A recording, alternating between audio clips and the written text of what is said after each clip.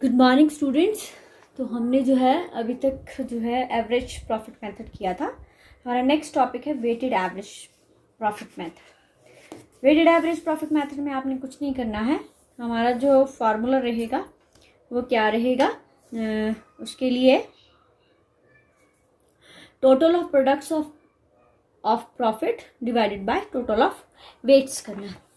हमारे पास इस मेथड में क्या होता है कि जो हमारे प्रॉफिट्स होते हैं उसको हमने किसके साथ मल्टीप्लाई करना होता है, वेट्स के साथ मल्टीप्लाई करना होता है। ठीक है, तो वो क्या आ जाएंगे हमारे पास, प्रोडक्ट ऑफ प्रॉफिट। वेट जो है, हम जैसे हमारा प्रॉफिट अगर बढ़ता जा रहा है तो जो हमारे पास पिछले साल के प्रॉफिट्स थे उनको 1 देंगे, फिर इस तरह से 2, 3, 4, 5 तो इंक्रीजिंग रहेंगे। जो सबसे ज्यादा जहां प्रॉफिट हो रहे हैं उसको जो है ज्यादा हम क्या करेंगे, वेट देंगे।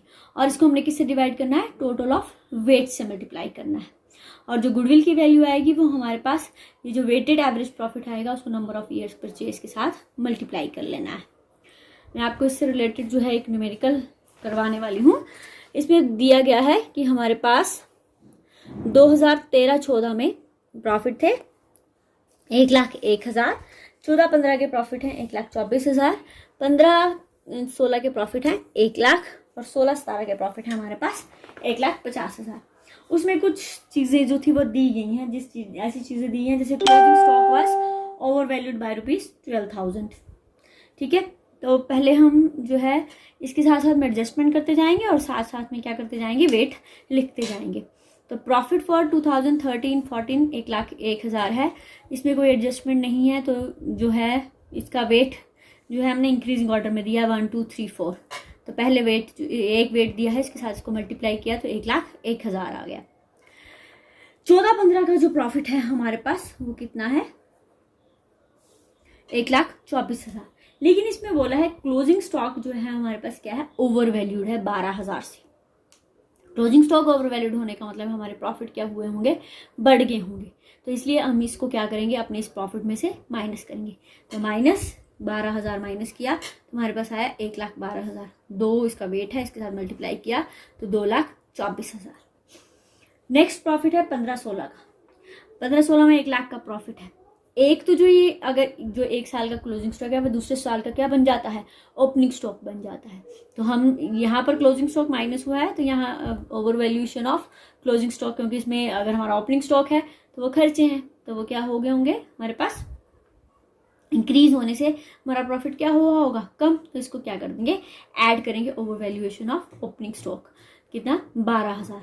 अब इसमें एक और इसकी जो है एडजस्टमेंट है कि हमने 15 में जो थी 30,000 का मेजर रिपेयर की थी, लेकिन हमने उसको कहाँ से किया था, ऐड मतलब चार्ज किया था प्रॉफिट एंड लॉस से ऐड किया था, यानी कि डिडक्ट किया हुआ है।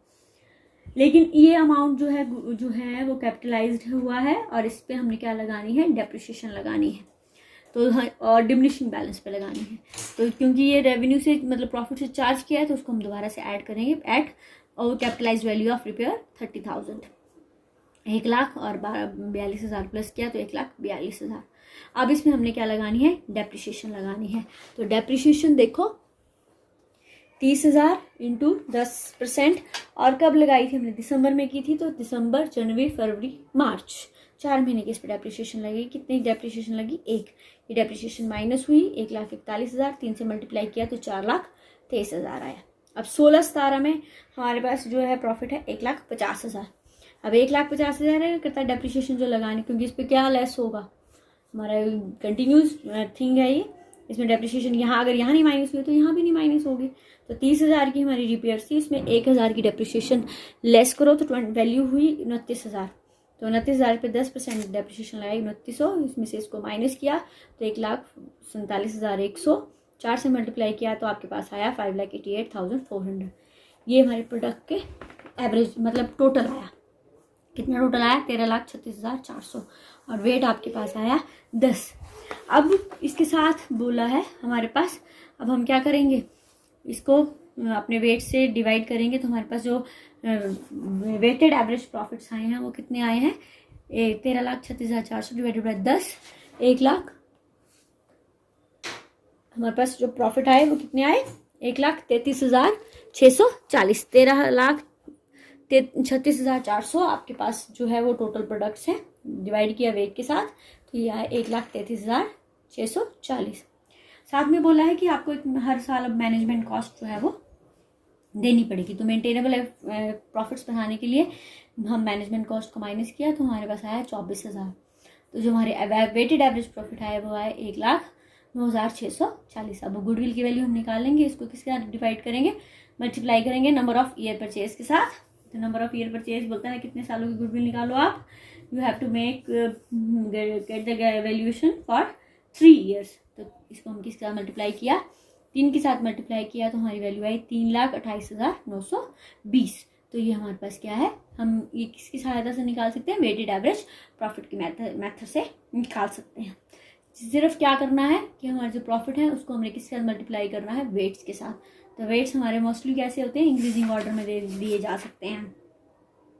लेकिन अगर डिक्लाइन हो रही है तो हम जो है जो प्रॉफिट्स हैं उनको जो है ट्रेंड के अनुसार करेंगे। इसका मतलब है जो लेटेस्ट ईयर के प्रॉफिट्स हैं उनको हम उल्टा देंगे, 5 4 3 2 1 हो जाएगा, ठीक है। इस प्रकार से जो है वेट देंगे, उसके बाद उनको मल्टीप्लाई करेंगे, प्रोडक्ट आ जाएगा, उसको उससे वेट से डिवाइड करेंगे और फिर उसके बाद वेटेड एवरेज प्रॉफिट निकालेंगे। एंड देन गुडविल की वैल्यू को निकालने के लिए इन वेटेड एवरेज प्रॉफिट को नंबर ऑफ ईयर परचेज के साथ मल्टीप्लाई करेंगे, ठीक है। तो ये हमारे पास क्या है, कौन सा है, वेटेड एवरेज प्रॉफिट मेथड। अब मेरा नेक्स्ट मेथड है super profit method. Super profit method, super profit method जो है हमारे पास क्या होता है, सुपर प्रॉफिट मेथड जो है कंपनी जो हमारे नॉर्मल प्रॉफिट से ज़्यादा प्रॉफिट कमाती है उसको हम क्या बोलते हैं, सुपर प्रॉफिट बोलते हैं।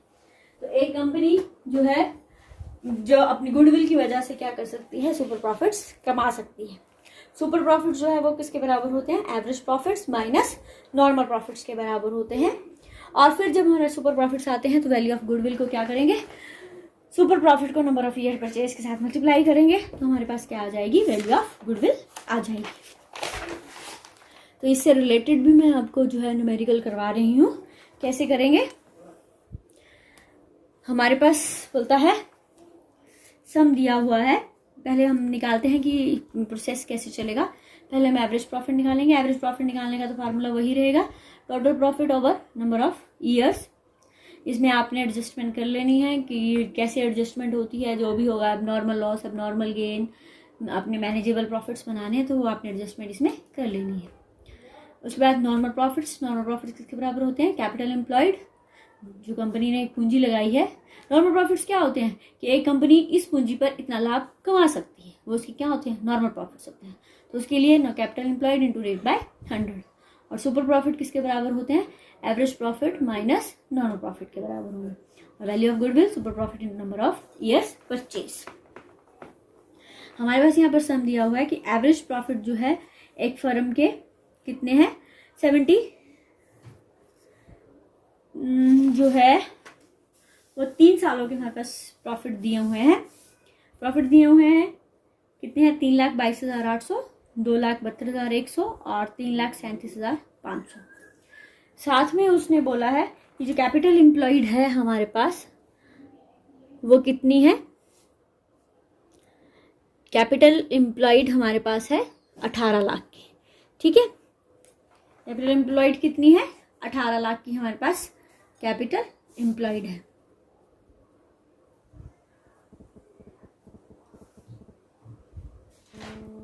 जो रेट इस पे हम एक्सपेक्ट करते हैं वो कितनी है, 12% है। करता है हमारे पास 2 पार्टनर्स हैं, उनको हमने 18,000 पर एनम के हिसाब से रेम्यूनरेशन देनी है, जो अभी तक प्रॉफिट एंड लॉस में चार्ज नहीं हुई है। और जो आपने गुडविल कैलकुलेट करनी है वो 1.5 के हिसाब से करनी है। तो मैं आपको बताती हूँ कैसे करेंगे। पहले तो हम एवरेज प्रॉफिट निकाल लेंगे, एवरेज प्रॉफिट इन तीनों को प्लस करेंगे, 3 से डिवाइड करेंगे तो हमारे पास क्या आ जाएंगे, एवरेज प्रॉफिट आ जाएंगे। कितना आया, 3,10,800। अब इसमें मैनेजेबल प्रॉफिट्स निकालने हैं तो 36,000 के हिसाब से इनकी रेम्यूनरेशन होगी। 36,000 हमने क्या किया, माइनस किया, तो हमारे जो एवरेज प्रॉफिट है वो कितना है, 2,74,800। अब हम क्या निकालेंगे, इस पे नॉर्मल प्रॉफिट्स निकालेंगे। नॉर्मल प्रॉफिट्स का फार्मूला क्या है, capital employed multiply by rate over 100। तो 18 लाख इंटू 12/100, तो हमारे पास कितनी आई, 2,16,000। ठीक है, उसके बाद सुपर प्रॉफिट निकालेंगे। सुपर प्रॉफिट किसके बराबर होते हैं, average profit minus normal profits के बराबर होते हैं। 2,74,800 माइनस 2,16,000, तो कितना आया हमारे पास, 58,800। ठीक है, उसके बाद हम निकालेंगे वैल्यू ऑफ गुडविल। तो गुडविल की वैल्यू कैसी होगी, super profit into number of year purchase, 58,800 into number of year purchase 1.5, तो ये हमारे पास क्या आया, it will be value of goodwill 88,200, इसकी गुडविल की वैल्यू है। ये जो बहुत आसान है, एवरेज प्रॉफिट चाहिए, उसके लिए आपको नॉर्मल प्रॉफिट चाहिए, इन दोनों से माइनस करेंगे तो सुपर प्रॉफिट को किससे मल्टीप्लाई कर देंगे, नंबर ऑफ ईयर परचेज से मल्टीप्लाई कर देंगे। ठीक है, अब मैं आपको जो है, कई बार आपके पास कैपिटल एम्प्लॉयड जो है नहीं दी होती है। ठीक है, आपके पास कैपिटल एम्प्लॉयड नहीं दी होती है। मैं पहले ये कंसेप्ट करा देती हूँ आज को आपको, फिर उसके बाद हम देखते हैं। तो कैपिटल एम्प्लॉयड को हम बैलेंस शीट के अनुसार कैलकुलेट करते हैं। कैपिटल एम्प्लॉयड को करने के लिए सबसे पहले हमें क्या लेना है, tangible fixed asset. Tangible fixed asset जो है हमने करंट वैल्यू पे लेने हैं, मार्केट वैल्यू पे लेने हैं। अगर करंट वैल्यू नहीं दी गई है तो जो आपकी बुक वैल्यू है बैलेंस शीट में, उसके हिसाब से हम इसको ले लेंगे। फिर हम लेंगे इंटेंजिबल एसेट्स। इसके these assets except goodwill, goodwill नहीं लेनी है इसमें, पेटेंट्स, ट्रेडमार्क, कॉपीराइट, इनको लेना है, लेकिन किस वैल्यू पे लेना है, रियलाइजेशन वैल्यू पे लेना है। गुडविल अगर होगी तो ये क्या करेंगे, एक्सक्लूड करेंगे, इसको नहीं लेनी है। करंट एसेट्स को भी लेना है उसकी नेट वैल्यू पे, जैसे कि अगर डेटर्स दिए हैं तो उसमें से प्रोविजन माइनस करके लेंगे। इन्वेस्टमेंट जो है, क्योंकि ये बाहर की होती है तो ये हमारे पास नहीं आएगी। ठीक है, इन्वेस्टमेंट नहीं आएगी। फिक्टिशियस एसेट्स भी हमारे पास नहीं आएंगे। और फिर आएगी हमारे पास आउटसाइड लायबिलिटीज, इन सबको प्लस कर लेना है और आउटसाइड लायबिलिटीज को माइनस कर लेना है, तो हमारे पास क्या आ जाएगी, ये कैपिटल एम्प्लॉयड आएगी। फिर जो हमारा कंसेप्ट जो है आता है, जो हम बेसिकली लेते हैं, वो कौन सा लेते हैं, एवरेज कैपिटल एम्प्लॉयड लेते हैं। एवरेज कैपिटल एम्प्लॉयड किसके बराबर होती है, capital in the beginning plus capital eight and divided by 2। ठीक है, अगर कैपिटल एट द बिगनिंग नहीं दिया है तो हम क्या लेंगे, capital eight and minus half of current years profit करेंगे। ठीक है, इसका लॉजिक क्या है कि जो हमारे पास कैपिटल एट द एंड होती है वो हमारे पास बिगिनिंग के प्रॉफिट्स को जोड़ कर क्या आती है, प्राप्त होती है। तो जब हम दोनों को ऐड करते हैं और दो से डिवाइड करते हैं तो वो हमारे पास एवरेज कैपिटल ही आ जाती है। तो बेसिकली जो क्वेश्चन आपने यूज करना है, जो आपने क्वेश्चंस में कैपिटल एम्प्लॉयड यूज करनी है, वो कौन सी करनी है, कैपिटल एवरेज कैपिटल एम्प्लॉयड जो है वो यूज करनी है।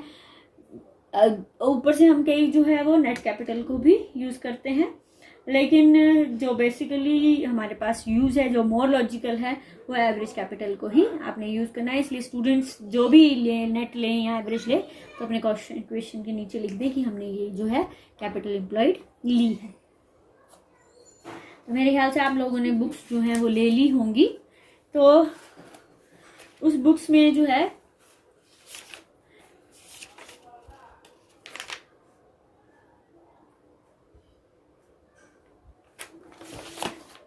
हमारे पास पेज नंबर 6.13 पर एक न्यूमेरिकल दिया हुआ है। ठीक है, उसमें बोलता है कि एवरेज कैपिटल एम्प्लॉयड पे हमने 10% नॉर्मल रेट लगानी है। जो इस साल का करंट ईयर प्रॉफिट है, इसमें इंटरेस्ट और इन्वेस्टमेंट एक्सक्लूड है।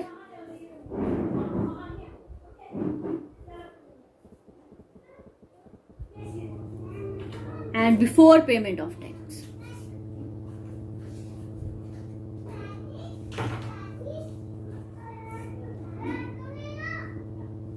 वॉज ₹1,00,000 और टैक्सेशन की जो रेट है वो 50% है। पहला स्टेप हमारा रहेगा actual average profit. Actual average profit इस साल के कितने हैं? 1,00,000। इसमें लेस 50% टैक्स करो, 50,000। तो ये हमारे पास क्या है? एक्चुअल एवरेज प्रॉफिट या current year profit. Step second में हम क्या करेंगे? Find out. हमारे पास कैपिटल एम्प्लॉयड नहीं दी है, average capital employed find out करेंगे। एवरेज कैपिटल एम्प्लॉयड के लिए हमारे पास बैलेंस शीट दी हुई है। इस बैलेंस शीट में हमने एसेट्स हैं, एसेट्स की वैल्यू है land and building. Land and building की वैल्यू है 80,000, उसमें 15,000 की डेप्रिसिएशन लेस है, तो हमारे पास आएगा 65,000। फिर उसके बाद है प्लांट की वैल्यू है 80,000। गुडविल भी दी है, गुडविल नहीं लेंगे हम। इन्वेस्टमेंट इन गवर्नमेंट सिक्योरिटीज भी नहीं लेंगे। और फिर ये दी है इन्वेस्टमेंट फॉर प्लांट रिप्लेसमेंट, कितने की है? 30,000 की। और अदर करंट एसेट्स दी हैं 3,20,000 की। इनको ऐड किया तो ये आया 4,95,000।